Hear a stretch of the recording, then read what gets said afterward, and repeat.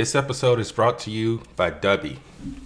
Dubby gives you focus and energy without the crash or jitters. It has no sugar, fillers, or artificial dyes. Mix one packet into 8 or 12 ounces of water and stir or shake well. Some powderiness is normal. It's all the important vitamins. Drink and go conquer a task.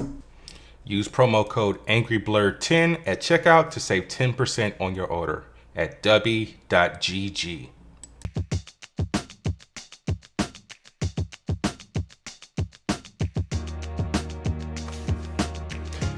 Yo, it's your boy Bernard, aka the Scarlet Spider, and welcome to another episode of the Angry Blerd podcast, where I will be discussing everything and anything that has happened this week in the world of comics, movies, TV, and a little bit of pop culture sprinkled here and there.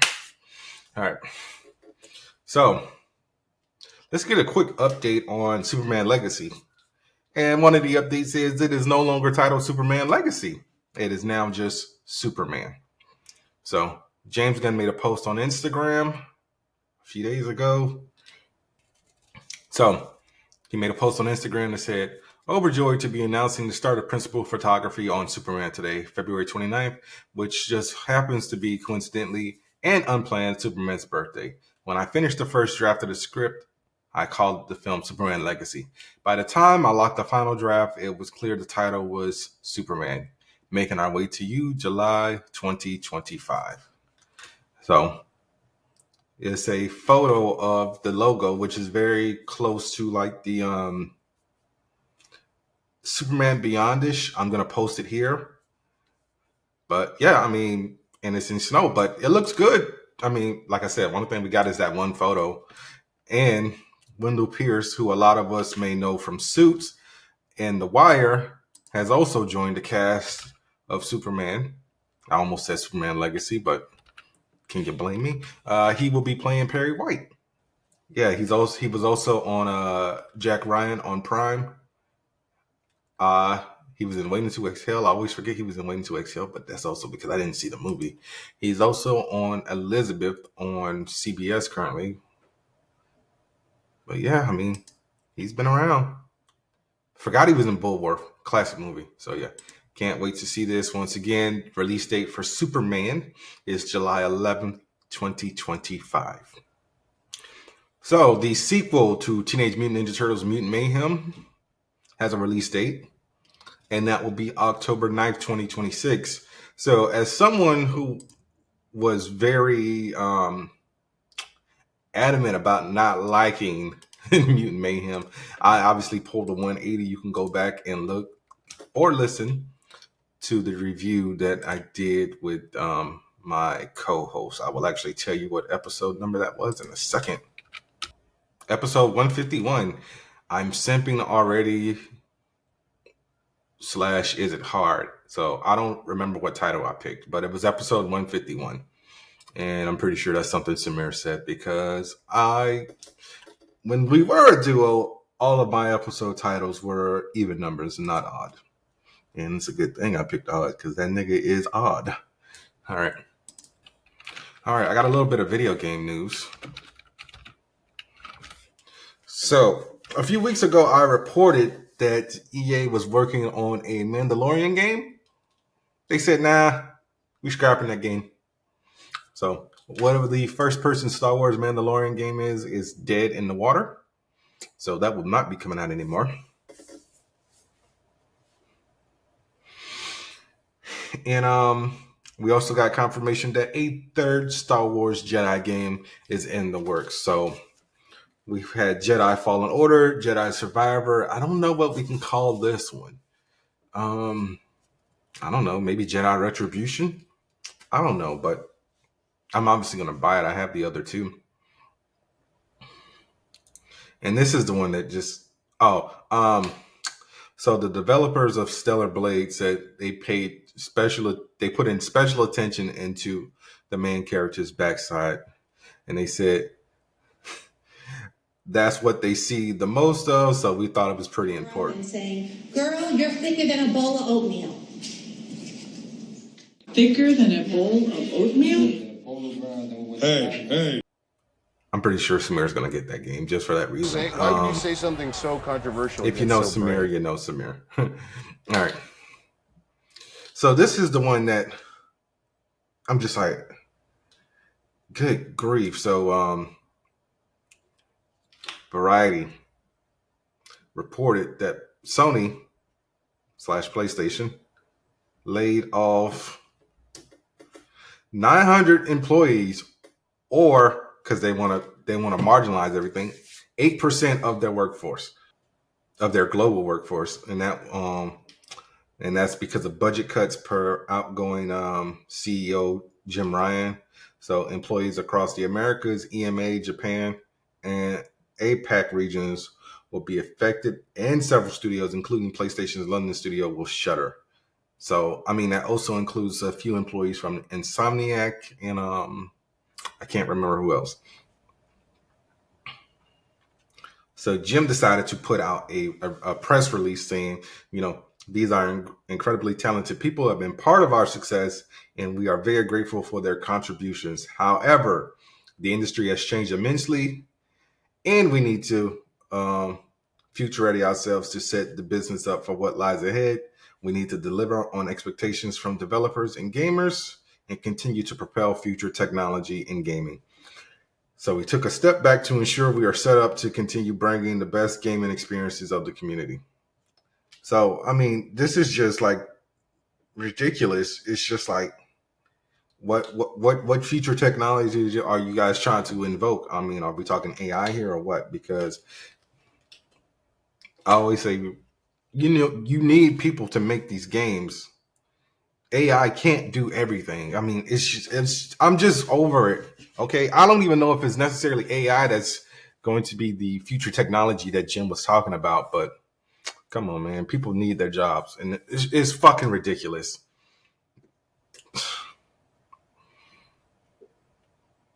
All right. I actually have to give a rest in peace to Ramona Fradon. She worked at DC, and she is the co-creator of Metamorpho. He was in a few episodes of Justice League Unlimited. He will be in the Superman movie, and he will be played by Anthony Carrigan. And she drew Aquaman for a decade. She actually passed away at the age of 97. So rest in peace to her, and condolences to her family. And she just retired in January. So, oh God. So her art dealer, Catskill Comics, announced her passing. It said, it comes with great sadness to announce that Ramona Fradon has passed away a few moments ago. Ramona was 97 and had a long career in the comic industry and was still drawing just a few days ago. She was a remarkable person in so many ways. I will miss all the great conversations and laughs we had. I am blessed that I was able to work with her on a professional level, but also able to call her my friend. If anyone wishes to send a card to the family, please feel free to send them to Catskill Comics, and I'll be happy to pass them along. But yeah, so she was hired at DC to work on a Shining Knight feature in Adventure Comics, which was like back in the 1950s. Adventure Comics 167. That was her first Aquaman feature. Then, she went on further on to create Metamorpho in Batman the Brave and the Bold. She worked on the Super Friends comic. She drew her own comic strip up until 1995. So rest in peace to her. You don't really hear about that many women artists in the comic book industry. I don't know why, but yeah, rest in peace to Ramona Fradon. All right, I got some updates from some Lionsgate films. And Ballerina, the John Wick spinoff starring Ana de Armas, which I swear to God, it feels like this movie is never going to come out. That has been pushed to 2025. And The Crow has taken that slot for June of this year, which is just like, I would rather watch Ballerina than The Crow. And that's mainly because we actually got our first look at Bill Skarsgård in The Crow. And everyone on the internet is basically saying the same thing. This motherfucker looked like Jared Leto's Joker. Why did they decide to go with this design? Is this a reboot of the original franchise starring Brandon Lee with Eric Draven? Or is this a whole nother Crow? And if it is a whole nother Crow, let it stay that way. We don't need a Eric Draven reboot. And everyone's saying that. But pictures are posted. Y'all can check them out for yourselves. It stars Bill Skarsgård in the FKA Twigs. I don't think I've ever seen anything with FKA Twigs in it, so I can't judge her acting. But I'm gonna check it out because the only thing I know her from is dating Robert Pattinson. Oh, Bill Skarsgård out here tripping. Apparently, he got arrested for drug possession in Sweden. You don't play that, sir. Oh Lord, he is playing Eric Draven. Fuck! Why did this have to be a reboot of the Brandon Lee one? God damn it!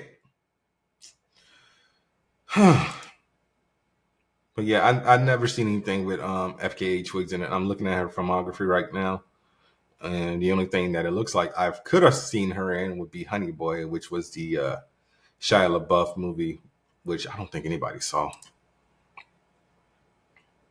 Nah, ain't nobody see this movie. But fuck! God damn it! Whatever, man. I'm over it. I'm fucking over it. Shoot, even Rochelle Davis, who played crap, what was the name of the girl? Sarah? I believe it was Sarah. I'm double checking. Yeah, Sarah, I was right.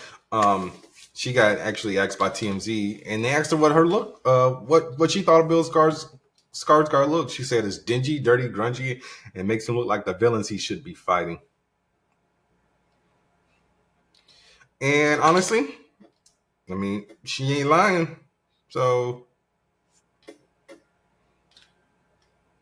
it's just like she wasn't feeling it. Was there a video? No, there was no video, so I can't actually see if she put anything else out there in regards to it. But she did give the filmmakers props for casting FKA Twigs as Shelley.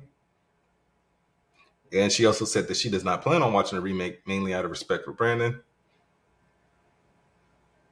And she's calling for fans of the OG version of the movie to boycott this version. Because honestly, y'all could have still called it The Crow and put like a little subtitle on it like the other ones did. So like there's The Crow City of Angels, The Crow Wicked Prayer, The Crow Salvation.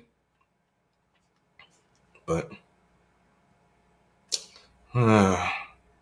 this movie did not need to be remade, but whatever. And I remember, honestly, looking back on it in retrospect, I remember when it was rumored that Jason Momoa was supposed to be playing this role, and if he would have lost a little bit of muscle mass, I would have been for it. And it's not even an issue with Bill Skarsgård; it's the design that they chose to go with. It's like, bro, why he got all these tattoos and shit? It's like he got like a big ass like eye right here on his chest. He's got like a face like underneath his pec, and like his nipple is one of the eyes. I'm looking at it now. It's like, is that a millipede? It's like, what the fuck were they thinking, yo? It's like, God, I really feel like that one black guy who just got mad and just started breaking shit. What the fuck, y'all? God damn! God damn!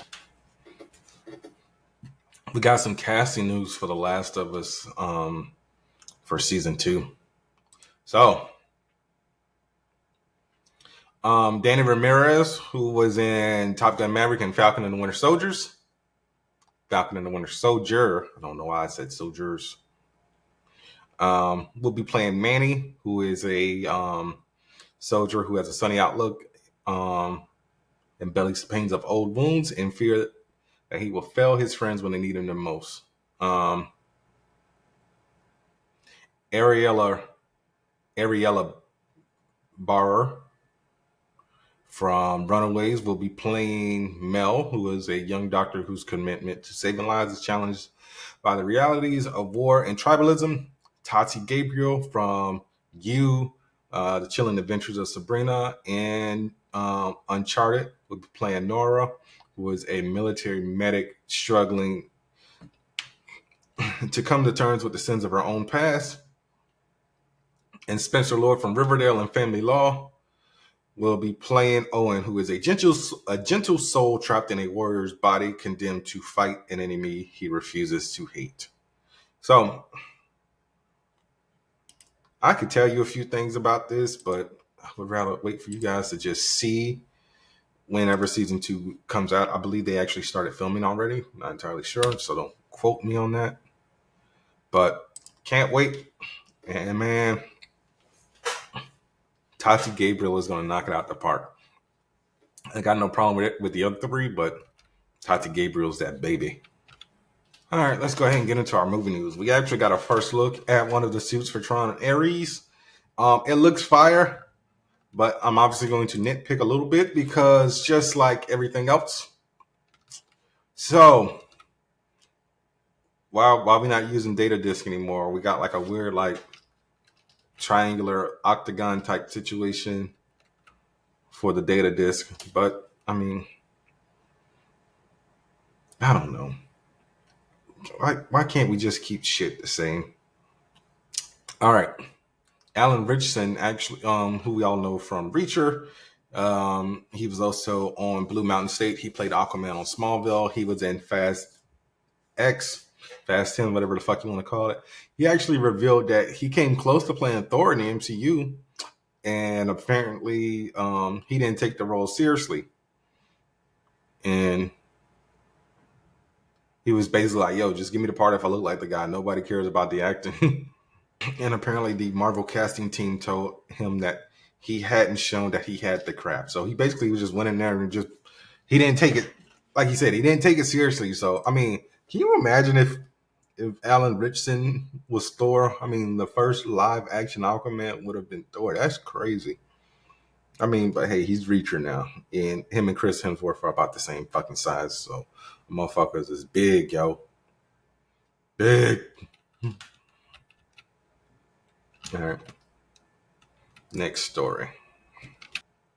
Okay, so apparently it's unclear if Pedro Pascal will be reprising his role as Din Djarin in the Mandalorian and Grogu movie, because filming is supposed to begin in California later this year. So what that means is he will not be in the suit. He will be voicing it. He'll just be in the studio doing ADR work, which he has done before because season 3 of The Mandalorian was also filming around the same time as The Last of Us. So they had his body double come in and do all the walking. So he pretty much knows all Pedro's mannerisms and whatnot when he's in Mando mode. So no harm, no foul. Amazon is being sued again, but this time for Roadhouse.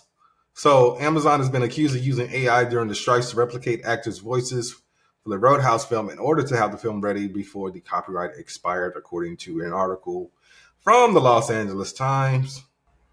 Lots of lawsuits with this. So tensions over the upcoming Roadhouse movie remake starring Jake Gyllenhaal are flaring again, with the original film screenwriter taking legal action at Amazon Studios.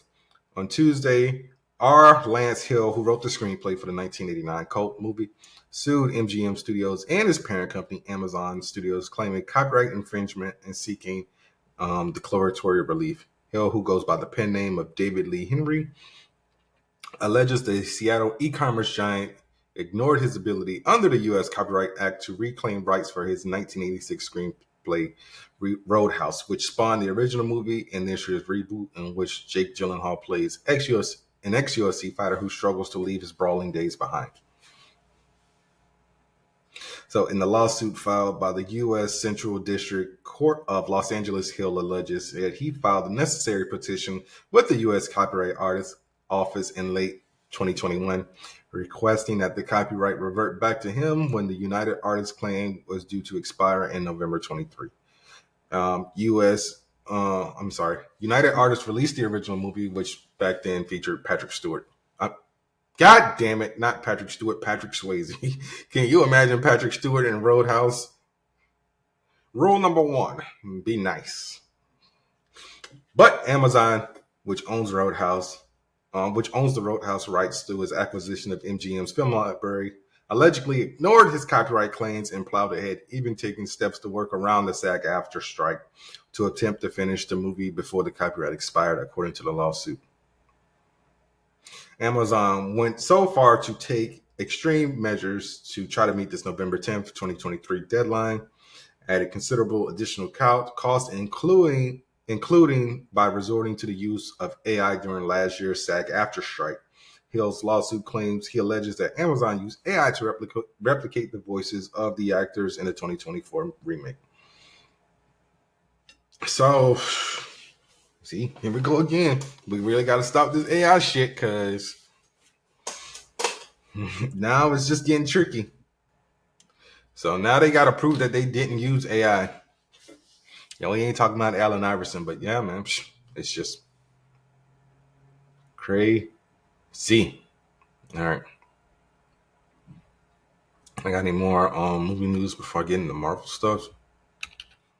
So I don't know if y'all saw, and I don't know how many of you guys are actually wrestling fans, but The Rock is back in the WWE, not only as a board member of TKO, and not only just getting his trademark back of The Rock, but he has also secured ownership rights for a multitude of nicknames and catchphrases from the WWE. And all of those are things that he has said. So that is Candy Ass, Jabroni, Rudy Poo, Rocky Maivia, the People's Champion. If you smell what The Rock is cooking, know your role and shut your mouth. And obviously, The Rock just XYZZ.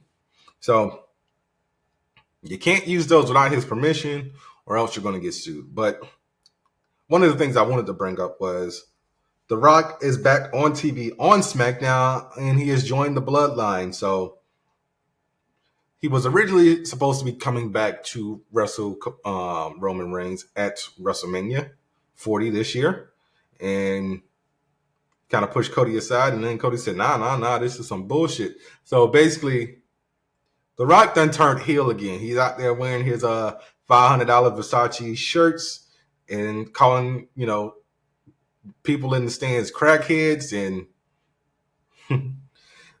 he's joined the Bloodline. He kissed the ring on last night's SmackDown. So by the time you guys are recording this, so on the SmackDown of March 1st.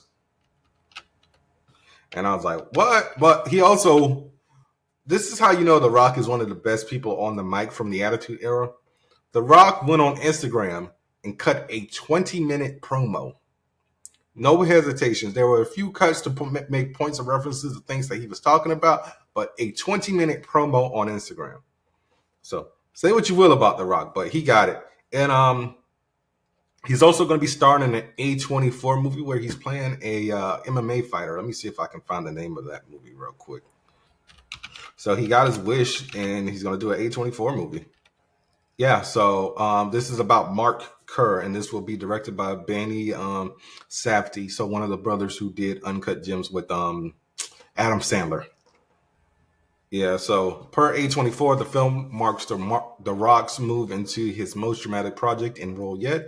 The movie logline reads, The Smashing Machine is a drama based on the story of Mark Kerr, the legendary MMA fighter from the no-holds-barred era of UFC. At the peak of his career, his struggles with addiction, winning, love, and friendship in the year 2000.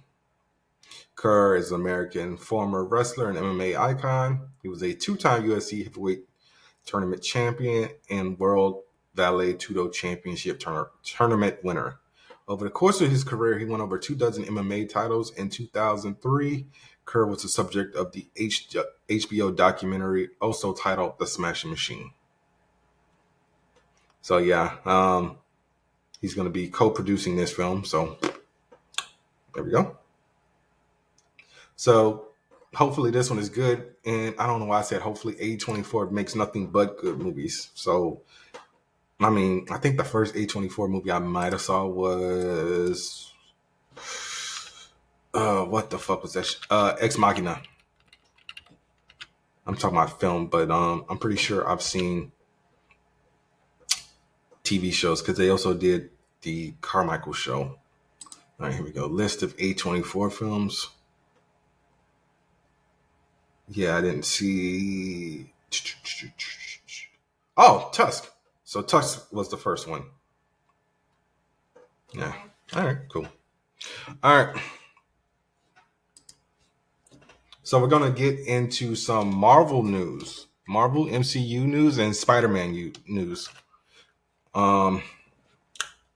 So John Semper Jr., who was the head writer on the Spider-Man the Animated Series that came on when I was a child, so like back in the early 1990s, said he wishes Sony and the Spider-Verse team would thank him for creating the concept because he has not been mentioned in the credits of either of the films. So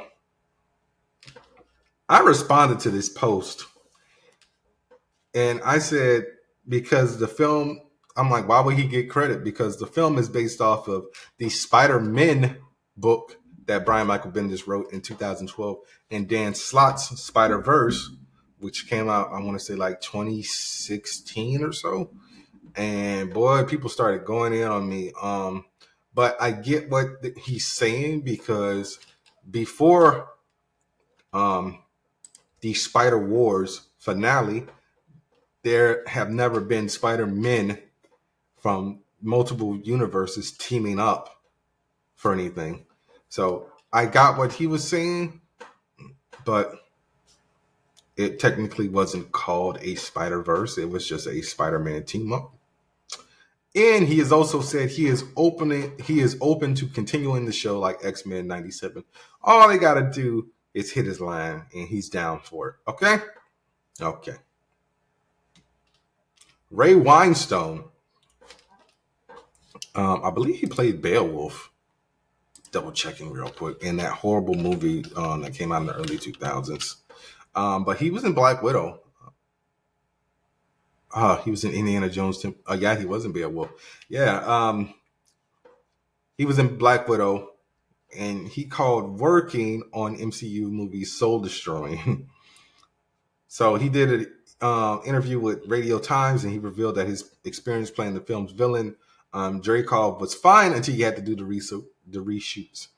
Then you have to find out that a few producers have to come down, and your performance is doing too much, it's too strong. That's just the way Marvel works. It can be soul destroying because you feel like you're doing great work. And he said he almost quit Black Widow altogether. He said, actually, I said, you ought to recast it because this was it for me. And you end up doing it again because you're contracted to do it. Otherwise, you'll end up in court. It's like kicking you in the balls. But, I mean, that was his experience with the reshoots, not the film overall. Let me get this little Spider-Man news out. Thomas Haden Church was doing an interview with comicbook.com, and he said that he thinks that they're going to do a Spider-Man 4 with Tobey Maguire. And I'm like, wait, what? Why would you say that? Like, okay. I think Tobey Maguire's done with Spider-Man. He did his piece, and you know, he said, you know, I'm out. Like, Tobey Maguire is like almost 50. Yeah, Tobey Maguire's 48. I don't think he wants to do any more Spider-Man movies. Like, he'll probably do a cameo here and there, but a full movie? I don't know. Maybe not. I don't know. But yeah, guys, I think that... Emma Corrin, who we already know is in Deadpool and Wolverine, has actually been confirmed to be playing Cassandra Nova in Deadpool and Wolverine. And this is due to Marvel having to copyright the name for the film because they already have the name for print and I believe TV show, television. But yeah, so that obviously got leaked. But hey, it is what it is. All All right, Dave Bautista, who we all know and love, is playing Drax the Destroyer in Guardians of the Galaxy and the MCU overall. I knew him in wrestling. He said that he would love to play a villain in a superhero movie. He said it can be DC or Marvel, it doesn't matter. He just wants to play a bad guy again, and that might be because of his, role of Doom. But yeah, he was talking to Gizmodo during the press run for Doom Part 2. He said, "When I said that I was done, I really meant that I was done with my journey as Drax. I still have a relationship with Marvel. I've seen Kevin Feige and Lou D'Esposito as recently as 2 weeks ago, and they know that I would be up for a role. I love the universe. I'm also a fan, so Marvel or DC, if they call, I would answer the phone, and if the roles make sense, I'd be all over it." So, let Bautista be a villain in Marvel. I don't know how it would work because everyone knows what he looks like, despite the fact that he was green. But hey, we've recast people in roles in Marvel multiple times. Like, perfect example, Gemma Chan, who was in Captain Marvel as a Kree, was also in Eternals. The only difference was in Eternals she wasn't painted green. So yeah, get Bautista in another role, man. All right, so letting y'all know right now, don't know if I'm gonna review Dune Part 2, because if you recall, I really wasn't feeling the first one. I might have to rewatch that movie just to see if I can get a feel for it. But anyway, guys, this is Bernard, aka the Scarlet Spider, and that was another episode of the Angry Blerd podcast. Be sure to rate, review, subscribe, tell a friend to tell a friend. Go to w.gg and use my promo code AngryBlerd10 at checkout to save 10% on all your orders. So I will see y'all next week. Live long, prosper, be easy, and all that stuff.